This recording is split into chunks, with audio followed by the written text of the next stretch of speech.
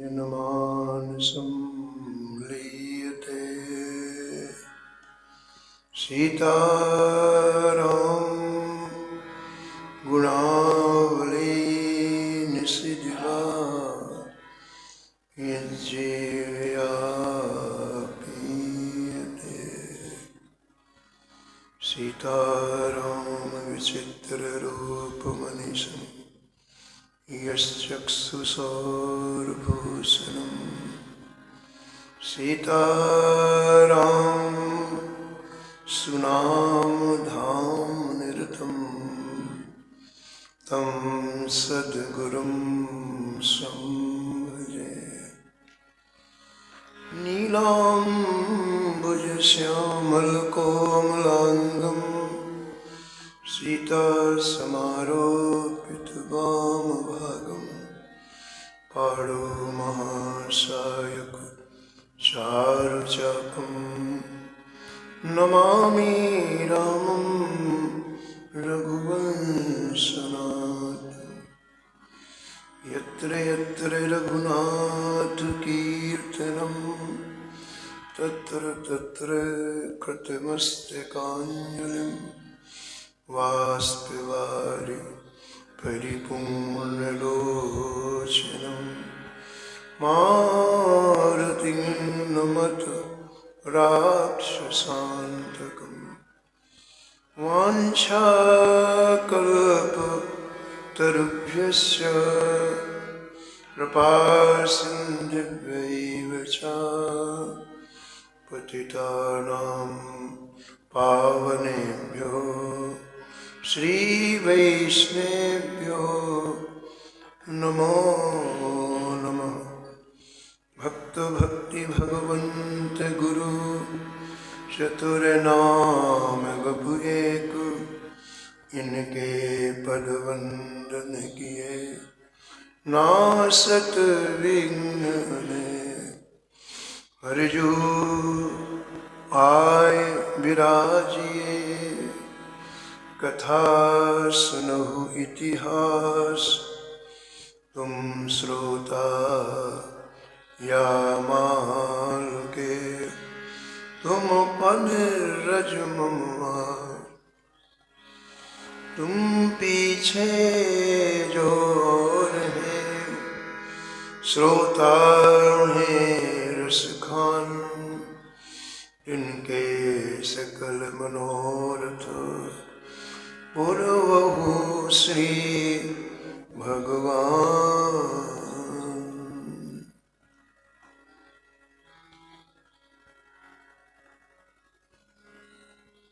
राधे राधे गोविंद गोविंद राधे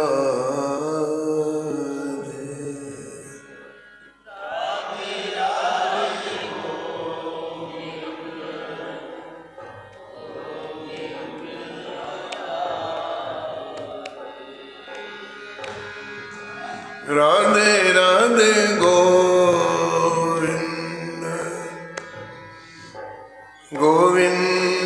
राधे राधे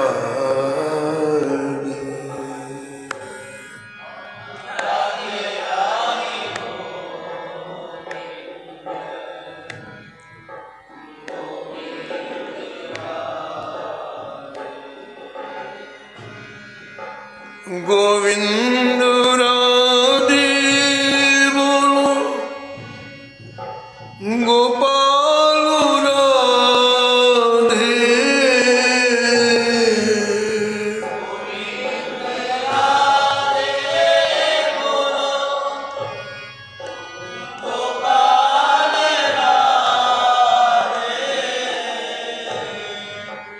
गोविंद राधे बोलो गोपाल राधे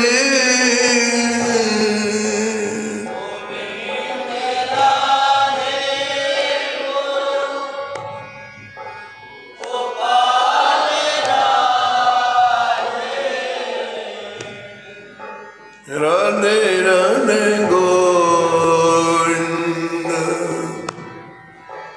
गोविंद राधे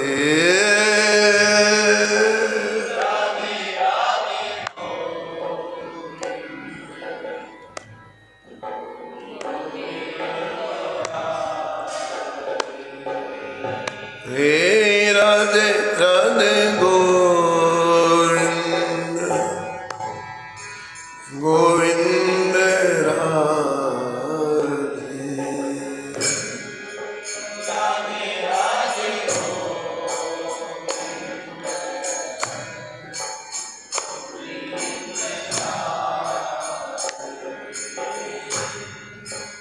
गोविंद राधे बोलो गोपाल राधे।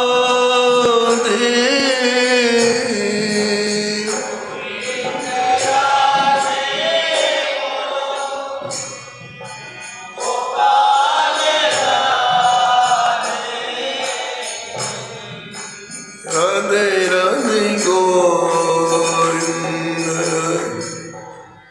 गोविंद राधे।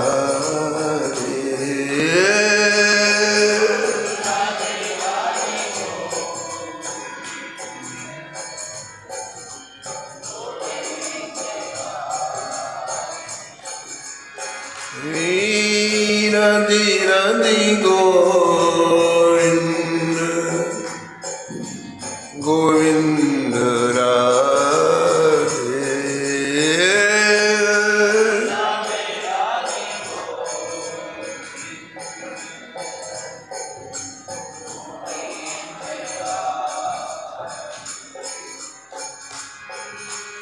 गोविंद राधे बोलो गोपाल राधे।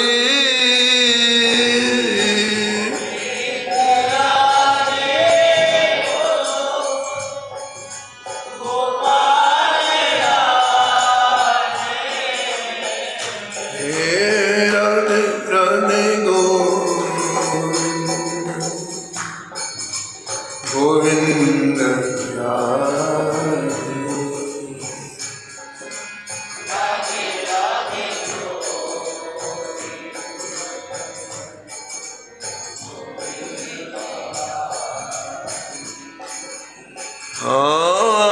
राधे राधे गोविंद गोविंद राधे।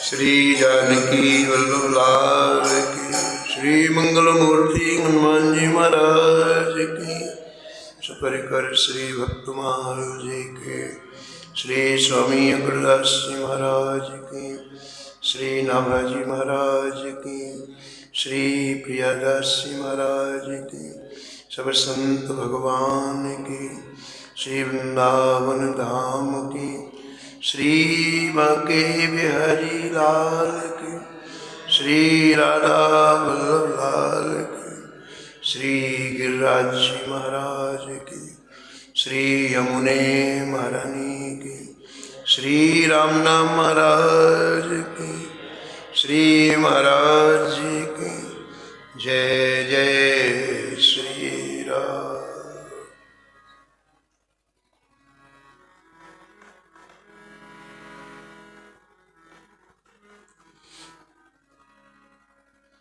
जय देव कवि नृपचक्वै खंड मंडलेश्वर आन कवि।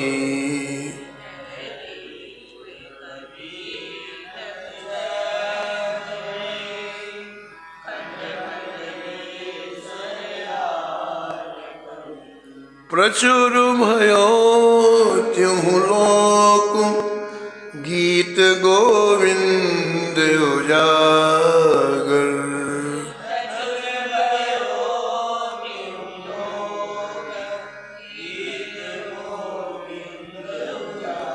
को काव्य नो रस सरस श्रृंगार को सागर।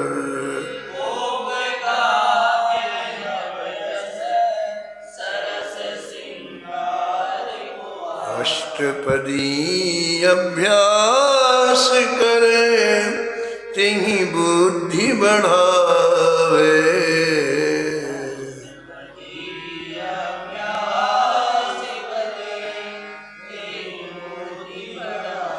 राधा रमण प्रसन्न सुनन निश्चय तहाँ आवे।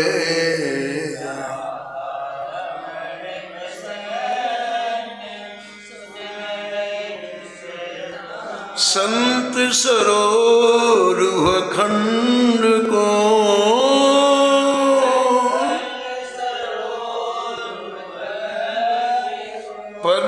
पद्मापति सुख जनक रवि।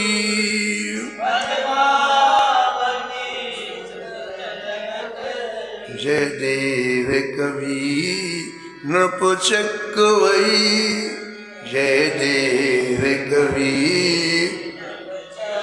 खंड मंडलेश्वर आन कवि।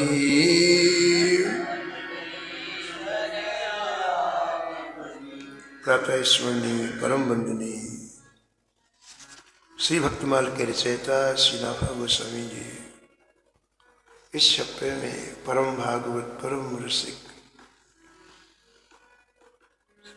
श्री स्वामी जयदेव जी महाराज का स्मरण किया है और निष्कर्ष के रूप में कहते हैं श्री जयदेव जी का दर्शन संतों के हृदय कमल को खिला देता। आपके भजन का ऐसा प्रभाव जो भी संत सामने आता है उसका भजन प्रारंभ हो जाता है। अपार संख्या में लोग जयदेव जी का दर्शन करने के लिए आते हैं। भजन की भूख भजन की रुचि संतों के द्वारा ही हमारे जीवन में उत्पन्न होती है। तो जब भजन व्यक्ति करता है तो हृदय प्रफुल्लित होता है। जैसे सूर्य के उदय होने से कमल खिल जाता है, ऐसे जयदेव जी के दर्शन से लाखों लोग भजन में प्रवृत्त हुए, ऐसा नाभा जी महाराज कहते हैं। कल के प्रसंग में आप श्रवण कर रहे थे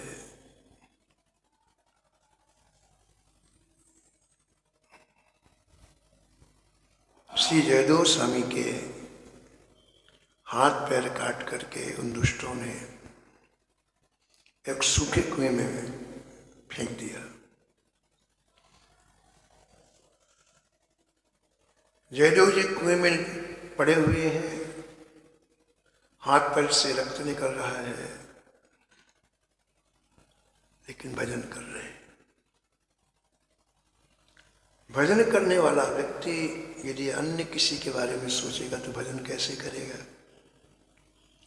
इसलिए वो हर परिस्थिति में संतुष्ट रहता है। संसार की कोई परिस्थिति हमेशा नहीं रहती है, चाहे दुख हो चाहे सुख हो, एक न एक दिन जाना है। एक महात्मा वृंदावन में भजन करते थे तो कुटिया के बाहर बड़े बड़े अक्षरों में एक लाइन लिखी थी। उन्होंने कहा था कि यह भी नहीं रहेगा। क्या लिखा?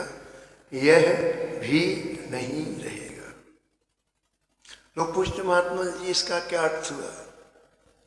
बोले जब हमारे जीवन में दुख आता है तो हम इसको पढ़ लेते हैं, यह भी नहीं रहेगा, और जब सुख आता है तो पढ़ लेते हैं, यह भी नहीं रहेगा। दोनों ही रहने वाले नहीं है, और जो चीज रहने वाली नहीं उसका क्या चिंतन करना। जैसे हम चाहें कि कभी रात ना हो तो ऐसा संभव है? बताओ, नहीं संभव है ना। रात होगी, हम चाहें दिन ना हो तो संभव नहीं। बरबस रात दिवस की नाई, जबरदस्ती रात होगी जबरदस्ती दिन होगा, हमारा उसमें कोई बस नहीं है। ऐसे जीवन में जबरदस्ती सुख आएंगे और जबरदस्ती दुख आएंगे। प्रारब्ध कर्म पहले रचा पाछे रचा शरीर, तुलसी चिंता क्यों करे भजले श्री रघुवीर। शरीर जन्म लेने के पहले प्रारब्ध तैयार, शरीर जन्म लेने के पहले प्रारब्ध तैयार हो, हमको कहाँ जन्म लेना है, कौन हमारे माता पिता होंगे, किस जगह, पूरा पहले से निश्चित हो चुका। जैसे मकान बनाने के पहले नक्शा बनाते हैं, फिर नक्शे के अनुसार मकान, ऐसे प्रारब्ध कर्म पहले तैयार हो जाता है हमारे इस संसार में आने के पहले, हर जीव का, और उसी के अनुसार उसका पूरा जीवन चलेगा, प्रारंभ से लेकर अंत। हम ऐसा सोचते हैं हमने ये किया तो ऐसा होगा, ये किया नहीं, अब जो कर रहे हैं वो अगले जन्म के लिए कर रहे हैं। प्रारब्ध कर्म के अनुसार ये जीवन हमें जीना पड़ेगा।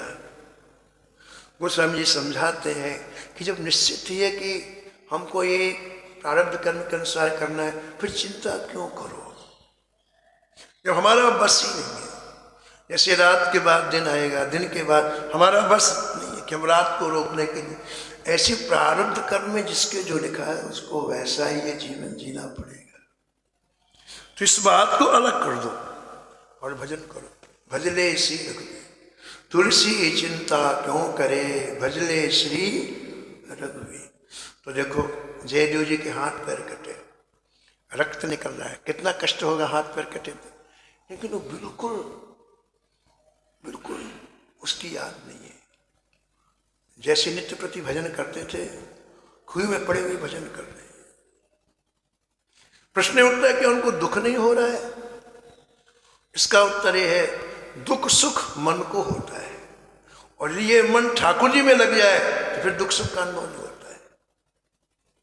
मन तहाँ जहाँ रघुवर वैदेही, मन तहाँ जहाँ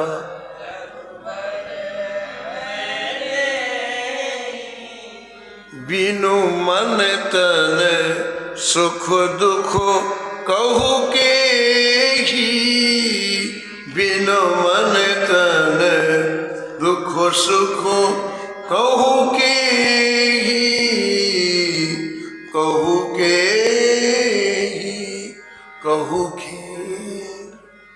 ठीक है, अब देखो आप ये भजन कर रहे हैं और भगवान ने विधान बना दिया। भजन करने से नवीन प्रारब्ध उत्पन्न हो जाता है। पहले का प्रारब्ध ठीक है, नवीन प्रारब्ध। देखो आप, इन्होंने न किसी को याद किया कि किसने हमारे हाथ काटे, किसने पैर, किसी को नहीं, भगवान को याद किया। राजी हैं हम उसी में जिसमें तेरी रजा है। ये नाथ, आप जिसमें खुश हो हमारे लिए वही अच्छा है, ऐसा समझ के भजन कर रहे हैं। तो भगवान ने व्यवस्था कर दी। ऐसे समय में भगवान ने व्यवस्था कर दी। देखो, एक कोई राजा शिकार खेलने के लिए जंगल गया था। उनका नाम था राजा लक्ष्मण सेन। शिकार करके रथ में बैठ के वापस लौट रहा था। उसे कस के प्यास लगी, बहुत प्यास लगी। मंत्रियों से पूछा, जल पिलाओ। मंत्री ने कहा, हजूर जल समाप्त हो गया। राजा ने कहा, बहुत प्यास लग रही है, रथ रोको, देखो आसपास कोई सरोवर है, कोई नदी है, कोई कुआं है। अब महाराज मंत्री लोग जल की तलाश में देखने लग गए। तो खोजते खोजते उसी कुएं के पास पहुंच गए जिसमें जयदेव जी पड़े थे। अब ऊपर से झांक के देखा तो जल तो दिखा नहीं, प्रकाश दिखलाई पड़ा, प्रादिव्य प्रकाश, भजन का प्रकाश दिखलाई पड़ा। उनको बड़ा आश्चर्य हुआ कि इसमें जल नहीं है, प्रकाश कहां से आ रहा है। तो उन्होंने युक्ति पूर्वक धीरे धीरे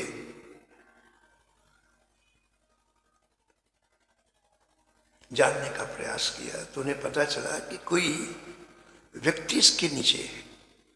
सूखा है कुआं, लेकिन कोई व्यक्ति नीचे है और उसके शरीर से प्रकाश कर रहा है। तो जल तो भूल गए, राजा को बताने चले गए कि महाराज इस समीप में जो कुआं है उसमें कोई व्यक्ति कुआं में पड़ा हुआ है और उसके शरीर से प्रकाश निकल रहा है? ऐसा होता कोई? कहाँ है, बताओ हमें। तो राजा लक्ष्मण सेन जब वहां आए उनको भी आश्चर्य हुआ। राजा ने कहा, देखो भाई, इनको युक्ति से बाहर निकालो।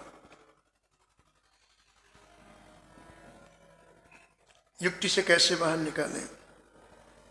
बोले चौकी में रस्सी लगाओ, चारों पायों में रस्सी लगाओ, उस चौकी को नीचे उतारो और 2 आदमी रस्सी पकड़ करके इस कुएं में नीचे उतरे और ये जो व्यक्ति है उसे चौकी में उठा के बैठाओ, फिर ऊपर वाले व्यक्ति चौकी को की रस्सी को खींचे।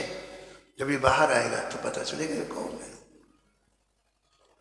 राजाओं क्या सारी व्यवस्था होती, क्योंकि शिकार खेलने गए थे, सब व्यवस्थाएं होती हैं। चौकी डाली गई, व्यक्ति नीचे उतरे, उन्होंने श्री जयदेव जी को चौकी में बैठाया और रस्सी ऊपर खींची गई। जयदेव जी बाहर निकले, राजा ने देखा।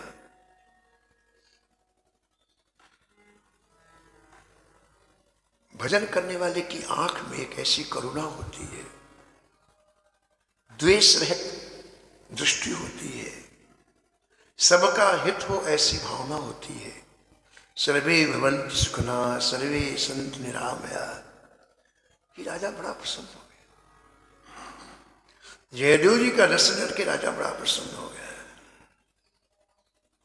और पूछा कि महाराज आपका इतना दिव्य तेज मुखार बिंद, लेकिन शरीर की क्या हालत है आपकी? आपके पैर नीचे से कटे हुए हैं, इधर से हाथ कटे हुए हैं, ये क्या है? ये कैसे हुआ? अब ध्यान दो आप, यदि जयदेव जी के मन में थोड़ा भी द्वेष होता हाथ पैर काटने वालों से, तो कितना अच्छा मौका मिल गया, राजा सामने खड़ा है। अगर ये कह देते कि कुछ व्यक्ति हमारे हाथ पैर काटे हैं 12 घंटे पहले, 10 घंटे पहले, तो राजाओं को पता लगाने में देर नहीं लगती है।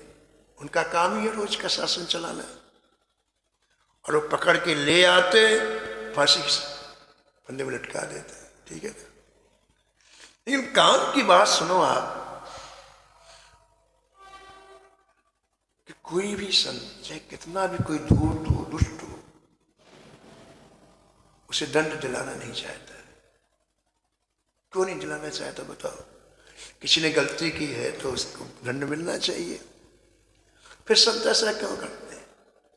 उसका कारण ये है, संतों को दूरदृष्टि प्राप्त होती है, और जब किसी के बारे में देखते हैं तो उनको लगता है देखो ये लाखों जन्म पहले से कष्ट भुगता हुआ आ रहा है, भगवान ने कृपा करके लाखों जन्म के बाद मनुष्य नहीं दी।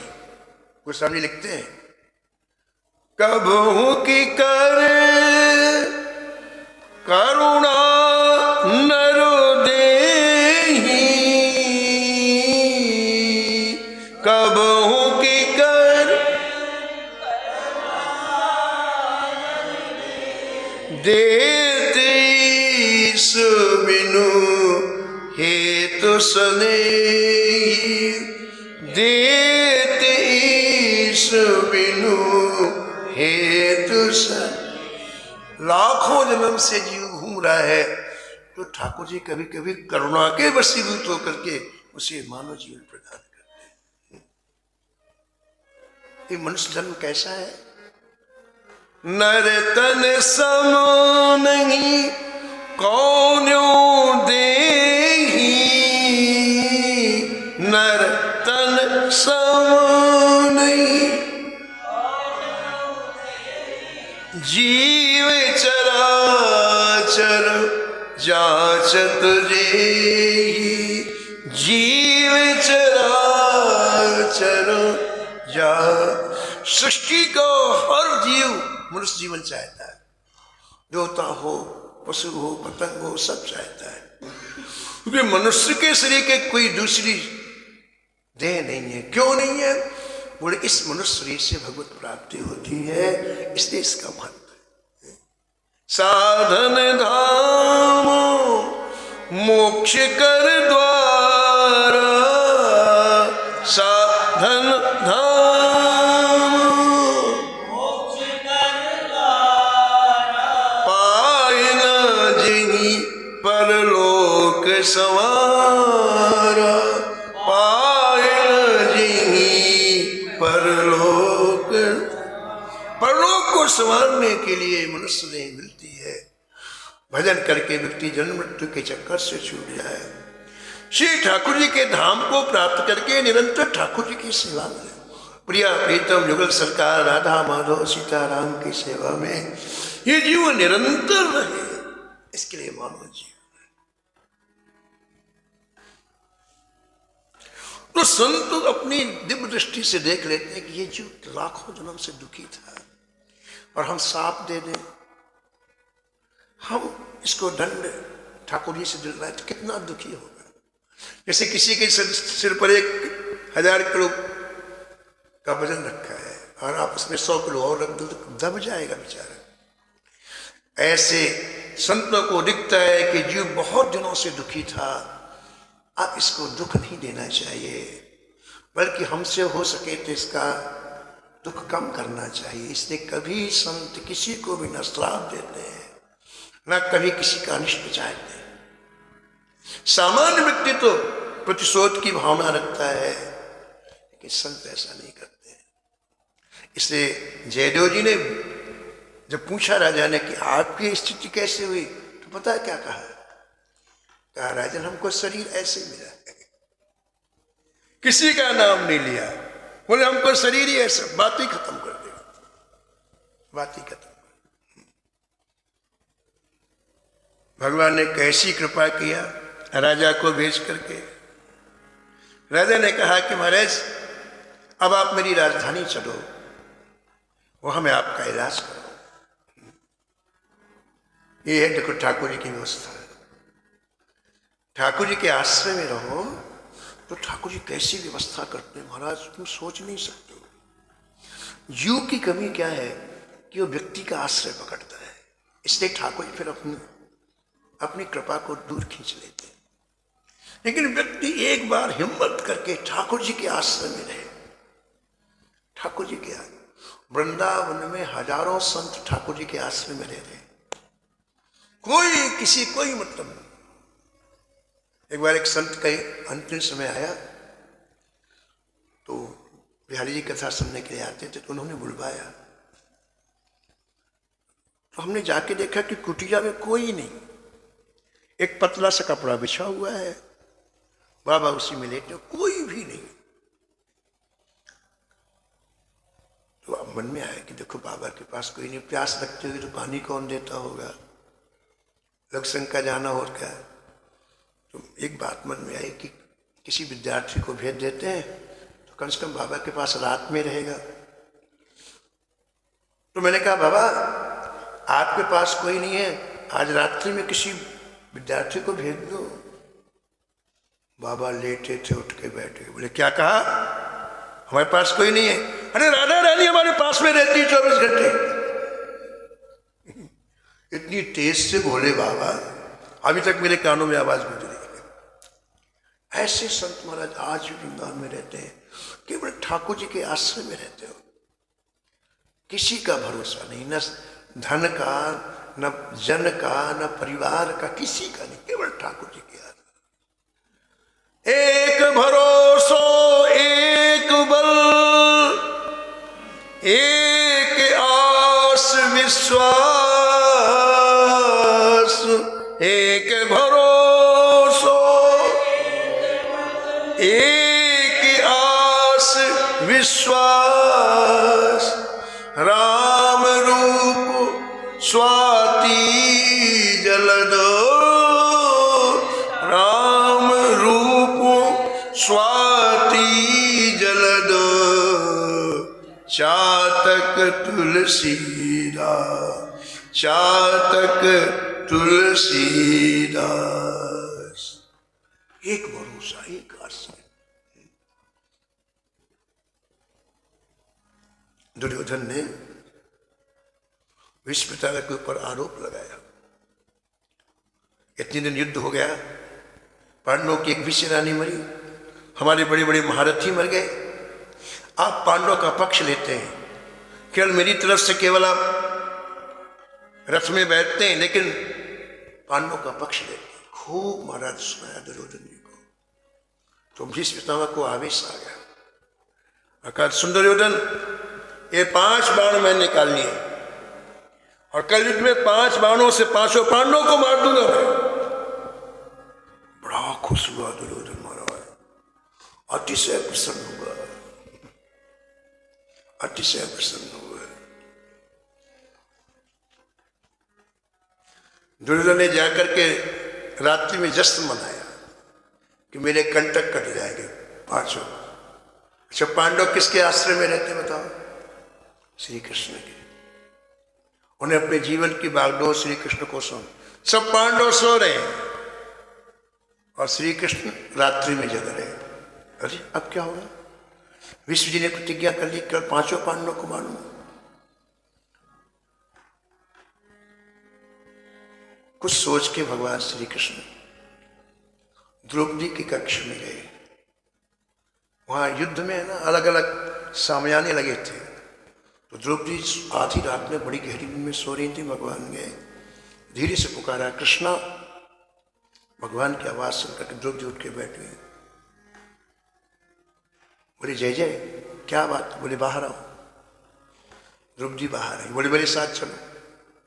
और रात्रि में 1 बजे की बात है, सन्नाटा छाया हुआ है, सब लोग थके सोए हुए हैं, लेकिन श्री कृष्ण को नींद नहीं आ रही है।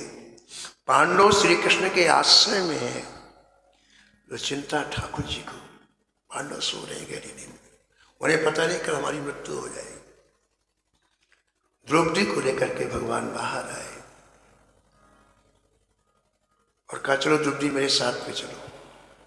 कहाँ चलना द्रौपदी ने नहीं पूछा। आगे आगे श्री कृष्ण, पीछे पीछे द्रौपदी। भगवान पांडवों के पक्ष से चल करके जहां युद्ध हो रहा था, युद्ध के मैदान को लांघते हुए कौरवों के पक्ष में गए। जब कौरवों के पक्ष में गए तो बहुत सावधानी की आवश्यकता। कोई देख ले तो आवाज नहीं आनी चाहिए, धीरे धीरे चलना है। तो भगवान ने कहा कि द्रौपदी तुम्हारे पैरों में क्या है? बोले जय जय पदत्राण है, चप्पल है। भगवान ने कहा उतारो, नंगे पैर चलो, क्योंकि आवाज नहीं आनी चाहिए। और द्रौपदी ने पदत्राण चप्पलें उतारी। भगवान ने उन चप्पलों को हाथ में लेके किधर लगाया किधर लगाया, और आगे आगे चल के कहाँ पहुंचे? भीष्म पितामह के खेमे में। जहां भीष्म पितामह, वहां पहुंचे। दुर्योधन ने एक बात कही थी विश्वता से कि जय जय पांचों पांडवों के मरने का तो आपने बाण निकाले, लेकिन मुझे भीमसेन से बहुत डर लगता है। एक प्रार्थना और है कि मैं इस भय से निर्भय हो जाऊं, ऐसी कृपा कर दो। तो भीष्म पितामह ने कहा देखो तुम अपनी पत्नी को भेज देना, प्रातःकाल ब्रह्म मुहूर्त में 3 बजे, और मैं उसे यदि सौभाग्यवती का आशीर्वाद दे दूंगा फिर तुम्हें कोई नहीं मार सकता। ये कह दिया। भगवान द्रौपदी को ठीक 3 बजे ले गए। ठीक 3 बजे। कहाँ? भीष्म पितामह के खेमे। भीष्म पितामह ब्रह्म मुहूर्त में ध्यान कर रहे थे। और सुबह इसीलिए बुलाया था कि जब चित्त शुद्ध रहता है तो आशीर्वाद काम करता है। ध्यान दें आप, तुरंत बुला के सौभाग्यवती भव कहे नहीं काम करता। चित्त भगवान के ध्यान से जब शुद्ध होता है तो आपके मुख से जो निकलते है पूरा हो जाता है। इसलिए सुबह बुलवाया। भगवान ने धीरे से कहा द्रौपदी से घूंघट नीचे तक निकाल के जाना और भीष्म जी को प्रणाम करना। जब तक वो आशीर्वाद नहीं देने तब तक बोलना नहीं। ठीक है।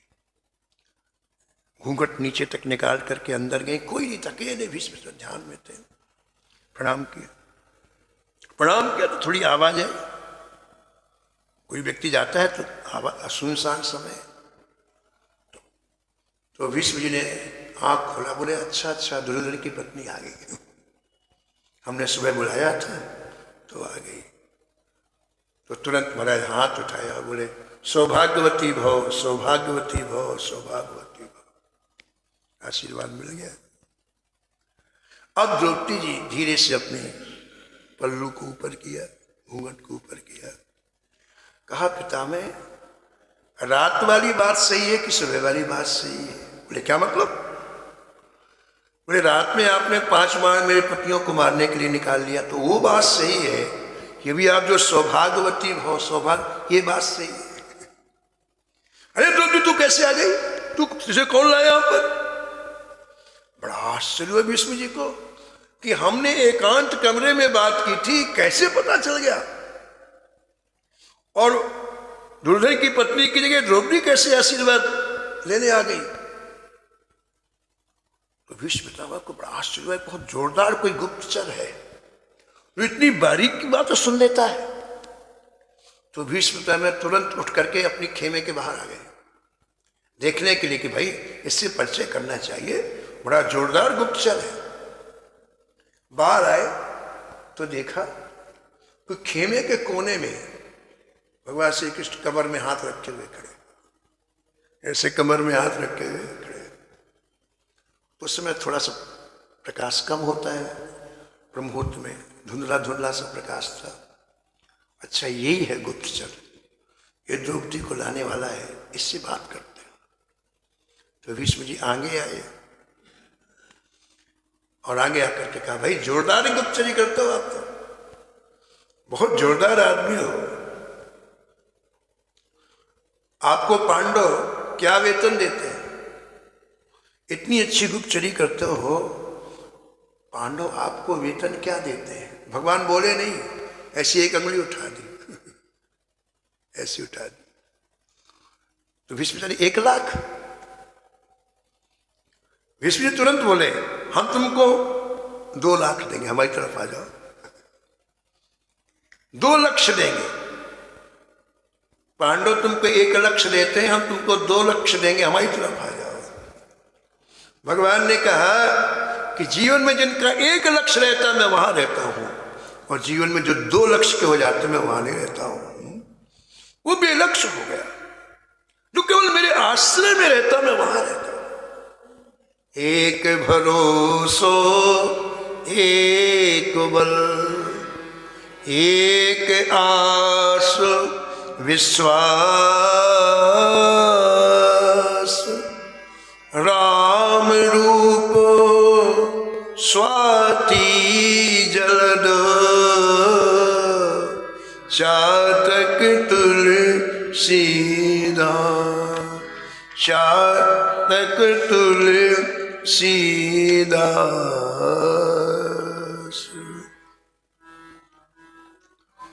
चार चिन्ह हरि भगत के प्रगट दिखाई दे, तो 4 चिन्ह हरि भगत के प्रगट दिखाई दे, क्षमा दया और दीनता, क्षमा दया और दीनता, पर अवगुण ढक ले, अवगुण ढक ले।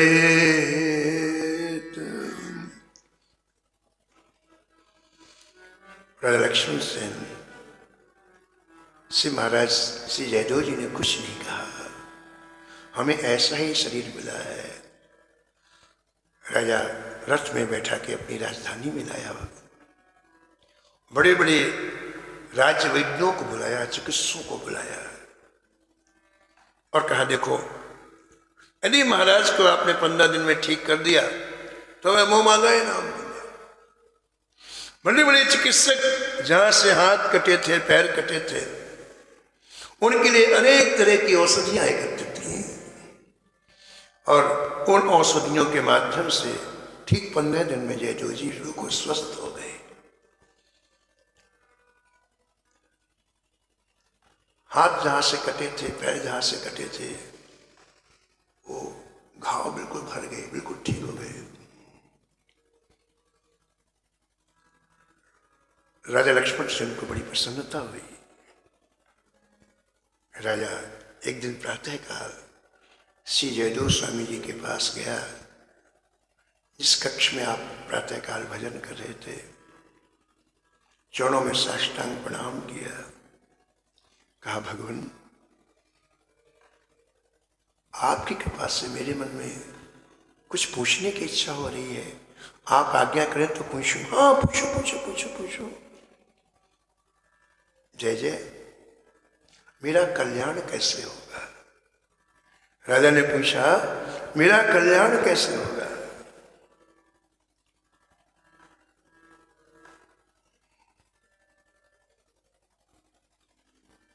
महाराज बोले, श्री जयदेव स्वामी जी बोले,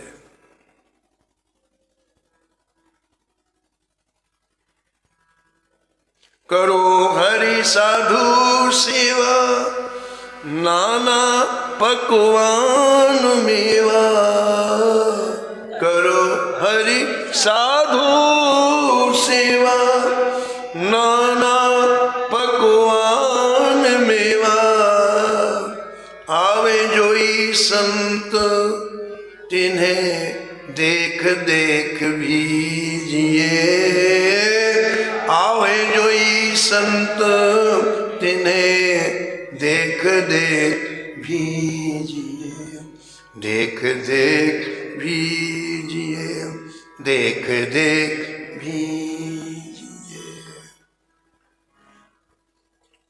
इस कलयुग में कल्याण का एक ही रास्ता है, भजन करने वाले संतों की कैसे न कैसे सेवा बन जाए। श्री हरि की सेवा, श्री साधु की सेवा, भक्तमाल में इन दोनों सेवाओं के लिए लिखा है, सब संतन निर्णय कियो मथ श्रुति पुराण इतिहास। भजबे को दोई सुघर कह हरि कह हरिदास। इसलिए यही बात जयदेव स्वामी जी ने कही कि राजन यदि तुम अपना कल्याण चाहते हो तो अभी तक देखो तुम्हारी राजधानी में कोई कभी साधु महात्मा नहीं आया, और साधु महात्मा नहीं आते ना तो चित्त की वृत्ति तमोगुणी होती है, रजोगुणी होती है, सतोगुणी नहीं होती है। इसलिए सबसे पहले तुम्हारी राजधानी में, तुम्हारे महलों में संतों का प्रवेश होना चाहिए। और संतों को भिखारी मत मानो, अभावग्रस्त मत मानो। संत है तो अपने सौभाग्य का वर्णन करो।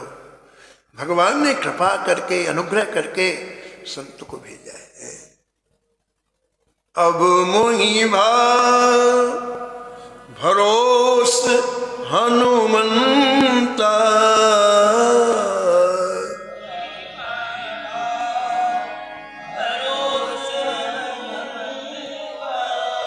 बिनु हरि कृपा मिले नहीं संता। बिनु हरि कृपा संत आए नहीं, हरि की कृपा ही आई है, ऐसा गोस्वामी जी कहते हैं। तो उनकी भावपूर्वक सेवा करो। नाना पकवान मेवा, संतों की सेवा में उत्कृष्ट सामग्री का प्रयोग करो। ऐसा नहीं कि जो आया वो दे दिया ना, खिला दिया ना। कहते हैं बढ़िया से बढ़िया सम्मान पूर्वक अच्छी से अच्छी पदार्थों से संतों की सेवा करो, ठाकुर की सेवा करो। और जब संत आए आप यहाँ निवास करें, और जब तुम दर्शन करने के लिए जाओ और भजन कर रहे हो, उनके आंखों से आंसू निकल रहे हो, तो उनका दर्शन करके तुम्हारा हृदय गदगद हो जाए। भगवान से प्रार्थना करो, हे प्रभु वो दिन कब आएगा जब हम भी आपके वियोग में ऐसे आंसू बहेंगे, हमारे हृदय में भी आपके लिए ऐसा प्रेम उत्पन्न हो जाएगा। ऐसी आपने शिक्षा दी है। और लक्ष्मण सेन ने प्रणाम करके उसी दिन से संत सेवा प्रारंभ कर दी। दूर दूर से संत आने लग गए। वो समझे नहीं, लिखते हैं कि संत सेवा से रघुनाथ जी बहुत अच्छे लगने लगते हैं, रुचि हो जाती है, ऐसा लिखते हैं। सेवत साधु द्वैत भय भागे, सेवत साधु द्वैत भय श्री रघुवीर लो लागे, श्री रघुवीर चरण लो लागे। संत सेवा का ये फल है। श्री रघुनाथ जी के चरण कमलों में पूर्णतः मन लग जाता है। तो आप संत सेवा करने, अब देखो आप कोई भी कार्य करोगे उसमें परीक्षा जरूर ठाकुर जी लेते हैं। क्यों परीक्षा लेते हैं? कि ये बात आपके गहराई तक उतरी कि ऊपर ही ऊपर है, इसलिए परीक्षा लेते हैं। क्योंकि यदि आपकी निष्ठा मजबूत हुई तो ठाकुर जी फिर और आगे आपको बढ़ाते हैं, है ना। तो अभी राजा साधु सेवा करने लगे, संत सेवा करने लगे। अब देखो आप कैसी संत सेवा करने, खुली, यानी संतों के सामने राजकोष खोल देते, खजाना जो ले जाना हो ले जाओ। खजाने में कोई नहीं रहता था, अकेले संत जाओ, जितना हीरे भर लो, मोती भर लो, रत्न भर लो। तो कैसी कैसी सेवाएं की हैं लोगों ने। हम लोग तो केवल पूरी सब्जी खिला के कृतार्थ हो जाते हैं, लेकिन देखो क्या संतों के लिए कोष खोल दिया, खजाना। जितनी दिन इच्छा हो रहो, खाओ पियो, और जब चाहो तो जो चाहिए वो ले जाओ। तो चारों तरफ महाराज ये बात फैल गई कि राजा लक्ष्मण सेन के यहाँ तो संतों के लिए खुला हुआ है, कुछ भी ले जाओ। ये बात किनके कानों में पड़ी? जिन्होंने हाथ पैर काटे थे, वो ठग थे ना, उनके कानों में पड़ी कि राजा लक्ष्मण सेन के यहाँ तो संत को कोई पूछताछ ही नहीं की जाती। और ये उन्होंने कहा चलो भैया वहीं चलते हैं। कब तक दीवारें तोड़ेंगे, कब तक ठगी करेंगे, चोरी करेंगे। एक बार वहां चल करके माल ले आते हैं तो हमारा जिंदगी भर की फुर्सत। बोले हाँ जी। तो बोले चले कैसे? वहां तो संतों के लिए प्रवेश है। अरे बोले संत बन जाते हैं, संत बन जाते। तो तुरंत सबने अपने सिर घुटा लिए, बाल सब बनवा लिए और महाराज कपड़े बदल लिए। और क्या किया?